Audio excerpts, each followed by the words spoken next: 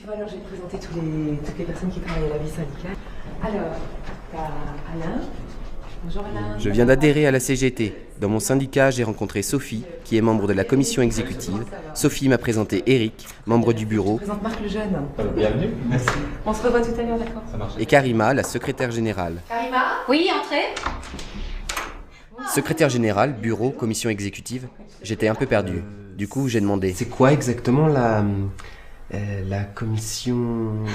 La commission exécutive. Karima a pris le temps de tout m'expliquer depuis le début. Elle m'a dit que la CGT, c'est une grosse organisation. Une grosse organisation. Que ça avait l'air compliqué comme ça, mais que finalement, ça l'était pas tant que ça. En fait, ce que j'ai compris, c'est que le syndicat agit à partir des orientations que les syndiqués ont décidées en congrès. À période régulière, entre 1 et 3 ans, le syndicat organise son congrès. Tous les adhérents y sont représentés directement ou au travers de délégués. Chaque adhérent compte pour une voix. C'est le principe de démocratie qui est hyper important pour la CGT. Le congrès, ça sert à plusieurs trucs. C'est d'abord l'occasion de faire le bilan de l'activité du syndicat, de débattre et de décider ensemble des orientations. C'est aussi le moment d'élire la commission exécutive. Cette commission élit ensuite parmi ses membres le bureau et là ou le secrétaire général. Karima en l'occurrence.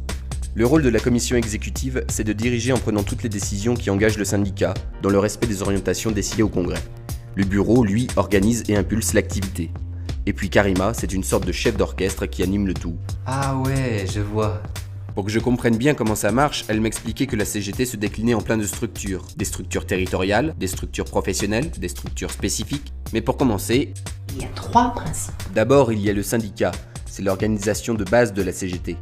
Ensuite, le syndicat est obligatoirement affilié aux structures territoriales et aux structures professionnelles dont il dépend. La double affiliation, comme elle disait. Donc, quand on adhère au syndicat, on adhère à toutes les structures de la CGT. Et enfin, le troisième principe, le syndicat décide lui-même de ses orientations, comme toutes les autres structures, dans le respect des statuts confédéraux. C'est ce qu'on appelle le fédéralisme. Je reviendrai après sur le fédéralisme. Il faut d'abord que tu aies bien en tête la structure de la CGT. J'ai appris que parmi les structures territoriales au plus près de nous, l'union locale regroupe tous les syndicats de la localité ou d'un bassin d'emploi. Elle fait vivre un syndicalisme de proximité, construit les solidarités pour défendre les intérêts des salariés du territoire. Enfin, l'union locale aide les salariés qui n'ont pas de syndicat dans leur entreprise. L'union départementale regroupe tous les syndicats du département. Son rôle est d'aider les syndicats à se développer en améliorant ce que Sophie a appelé La vie syndicale. L'impulsion des adhésions, la formation syndicale, les cotisations, les élections, les mandats. Non mais c'est pas tout, tu te rappelles des manifs pour le retrait du CPE ou contre la réforme des retraites. Eh ben, l'union départementale, elle sert à coordonner toutes les actions au niveau du département. Et oh, tu m'écoutes? Et aussi le comité régional. Il est devenu vraiment indispensable depuis la décentralisation. J'ai compris que le comité régional est sous la responsabilité des unions départementales. Il est plus concerné par les questions revendicatives d'intérêt régional comme le transport, la santé, l'aménagement du territoire, l'enseignement supérieur et la recherche. Et c'est lui qui assure l'intervention de la CGT auprès des régions administratives et des institutions régionales. Tu comprends? C'était clair, mais il y avait encore un truc que j'avais pas bien compris. Et la fédération dans tout ça? Sophie m'a répondu qu'en plus des structures territoriales, il y a aussi les structures professionnelles qu'on appelle les fédérations. Elles sont constituées des syndicats relevant d'une ou plusieurs branches professionnelles. Par exemple, il y a la Fédération du commerce et des services, la Fédération ameublement bois construction, la Fédération des activités postales et de télécommunications. Ce sont les fédérations qui impulsent et coordonnent l'activité revendicative de chaque profession. Elles ont en charge les négociations collectives, par exemple les conventions collectives ou les salaires minimaux conventionnels. Il existe aussi des organisations spécifiques. Pour les ingénieurs, les cadres, les techniciens, les agents de maîtrise, c'est l'UGICT. Pour les retraités, l'UCR. Pour les syndiqués au chômage, le Comité national des privés d'emploi. Toutes ces structures fonctionnent de la même manière. Des congrès sont organisés régulièrement et les décisions sont prises démocratiquement. Pour finir, il y a la Confédération. Elle rassemble... En gros, la Confédé, c'est la structure qui nous rassemble tous, quel que soit notre métier ou notre département. Tous les 3 ans, elle tient elle aussi son congrès, où tous les syndicats sont représentés.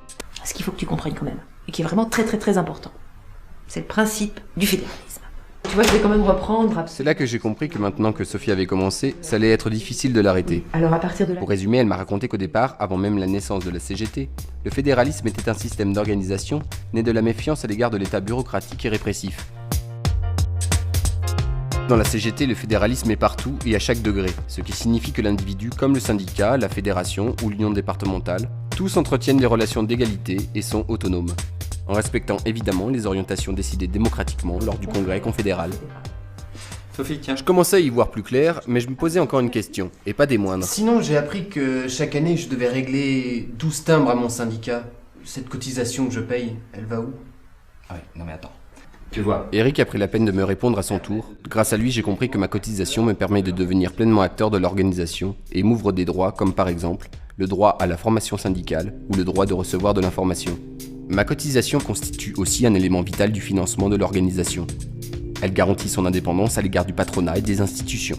Elle est fixée à 1% du salaire net, chaque adhérent cotise en fonction de ses revenus, c'est un principe d'égalité. Elle est répartie sur l'ensemble des structures de la CGT, du syndicat qui mène l'action dans l'entreprise à la confédération. Elle sert à financer leur activité et leur fonctionnement. Le syndicat conserve en principe un pourcentage de 33% sur la cotisation.